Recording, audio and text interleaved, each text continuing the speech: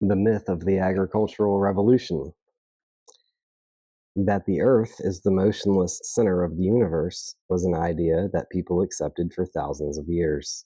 In itself, it seems harmless enough, but it spawned 1,000 errors and put a limit on what we could understand about the universe. Pause, my flat earther friends. This is just an analogy. I don't know. I don't care. Just hear it out, all right? The idea of the agricultural revolution that we learn in school and teach our children in school seems similarly harmless, but it too has spawned 1,000 errors and puts a limit on what we can understand about ourselves and what has happened on this planet.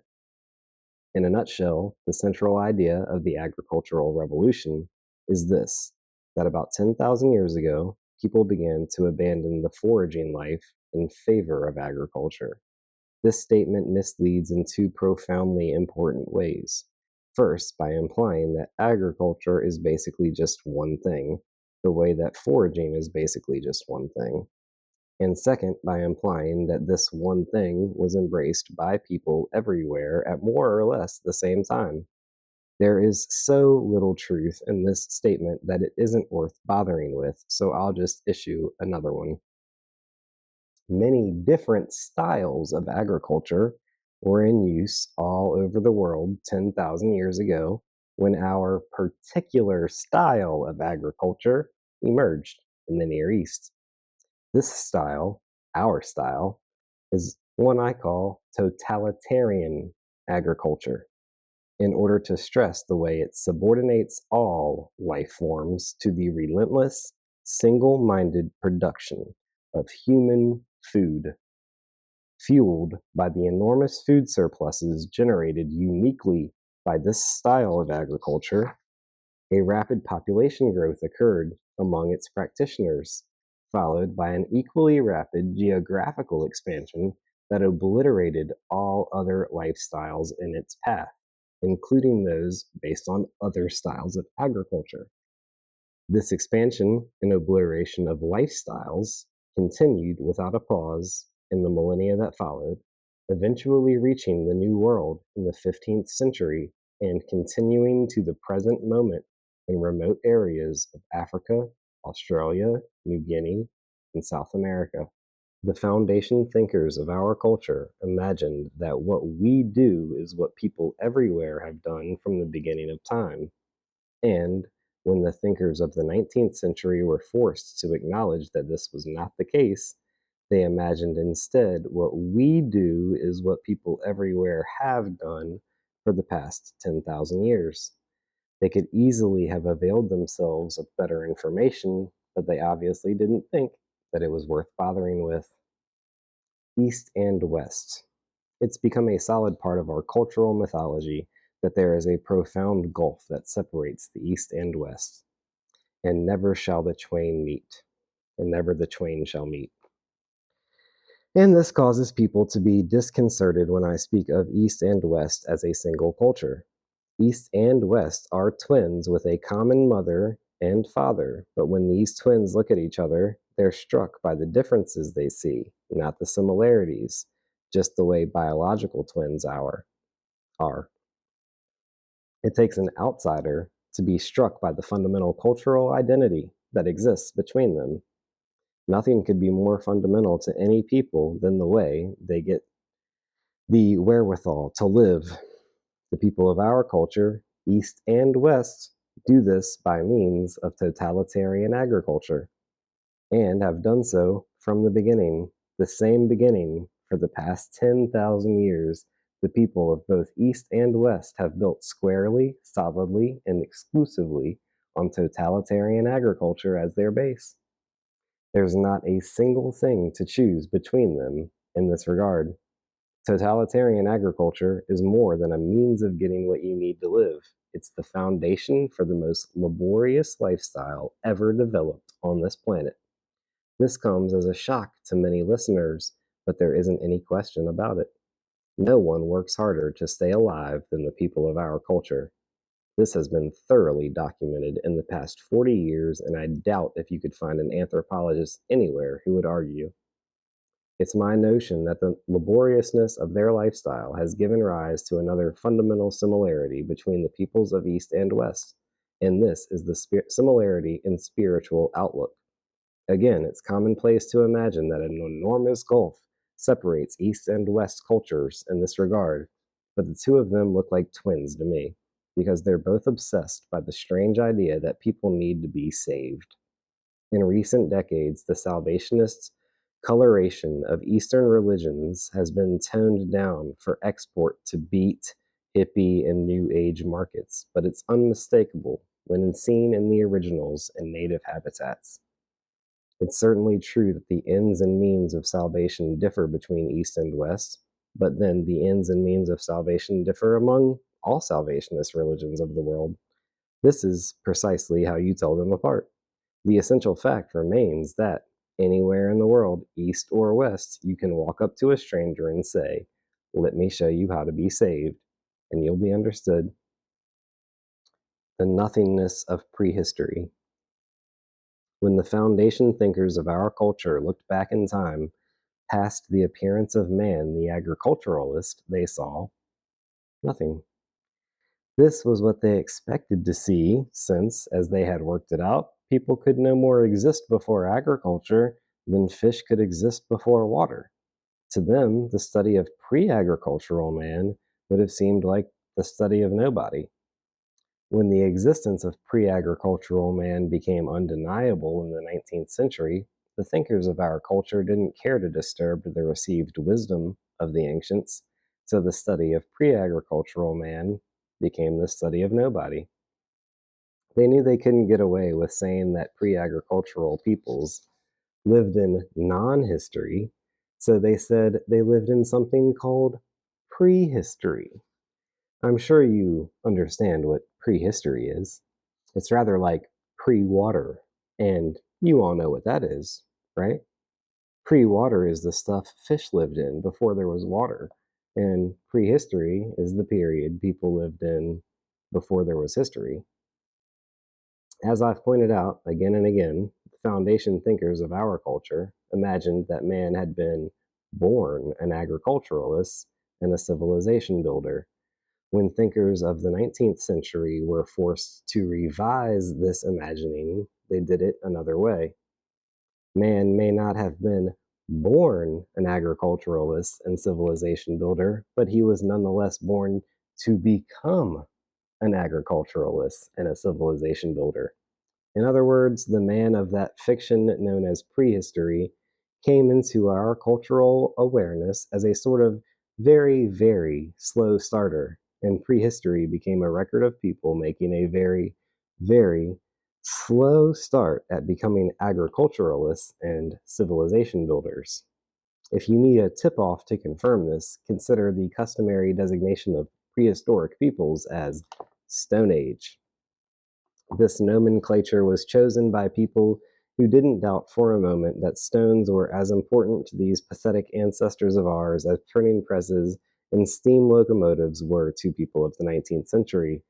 If you'd like to get an idea of how important stones were to prehistoric peoples, visit a modern Stone Age culture in New Guinea or Brazil, and you'll see that stones are about as central to their lives as glue is to ours. They use stones all the time, of course, as we use glue all the time, but calling them Stone Age people makes no better sense than calling us Glue Age people. The myth of the agricultural revolution continued. The foundation thinkers of our culture envisioned that the descent of man this way. First humans, us.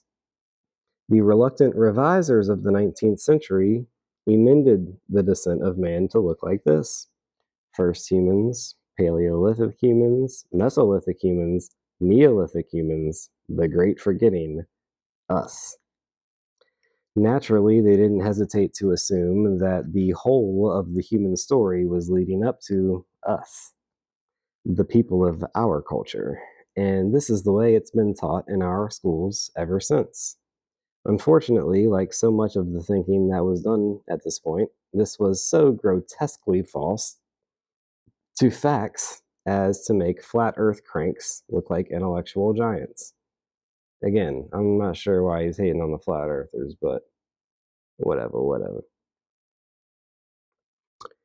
Here is how it must look if you begin by acknowledging the fact that the people of our culture are not the only humans on the planet.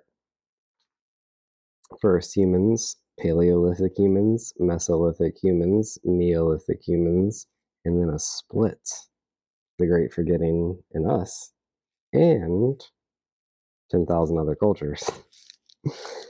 This diagram reveals a split in humanity far more profound than the one we see dividing East and West. Here we see the split that occurred between those who experienced the Great Forgetting and those who did not. The law of limited competition. During the Great Forgetting, it came to be understood among the people of our culture that life in the wild was governed by a single cruel law known in English as the law of the jungle, roughly translatable as kill or be killed. In recent decades, by the process of looking instead of merely assuming, ethologists have discovered that this kill or be killed law is fiction. In fact, a system of laws universally observed preserves the tranquility of the jungle, protects species and even individuals, and promotes the well being of the community as a whole.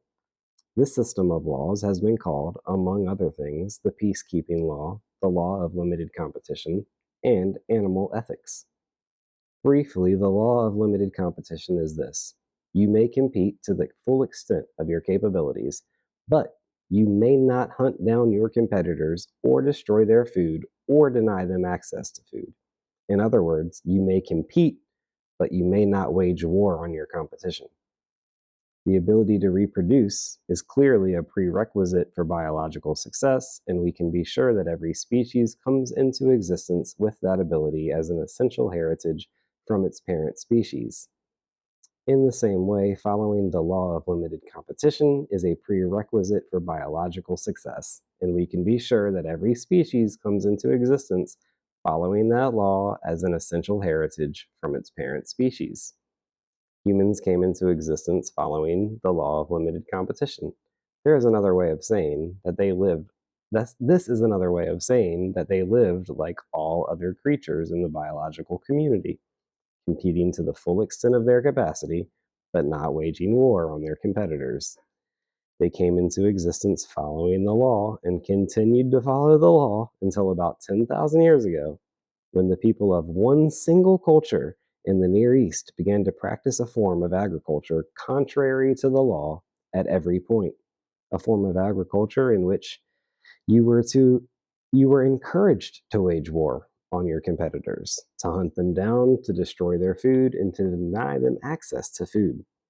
This was and is the form of agriculture practiced in our culture, East and West, and in no other. First humans followed the law, Paleolithic humans followed the law, Mesolithic humans followed the law, Neolithic humans followed the law. Split, great forgetting, and us, rejectors of the law, and 10,000 other indigenous cultures still following the law. Leavers and takers. We have at last arrived at a point where we can abandon this vague and clumsy way of talking about people of our culture and people of all other cultures. We might settle for followers of the law and rejectors of the law, but a simpler pair of names for these groups has been provided by a colleague who called them leavers and takers. He explained the names this way: that leavers, by following the law, leave the rule of the world in the hands of the gods, whereas the takers, by rejecting the law, take the rule of the world into their own hands. He wasn't satisfied with this terminology, and neither am I, but it has a certain following, and I have nothing to replace it with.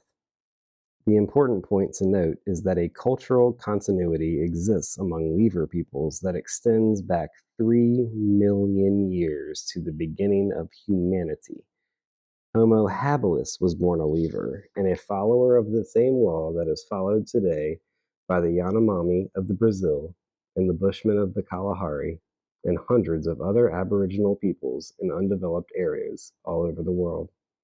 It is precisely this cultural continuity that was broken in the Great Forgetting. To put it another way, after rejecting the law that had protected us from extinction for 3 million years and making ourselves the enemy of the rest of the biological community, we suppressed our outlaw status by forgetting that there ever was a law.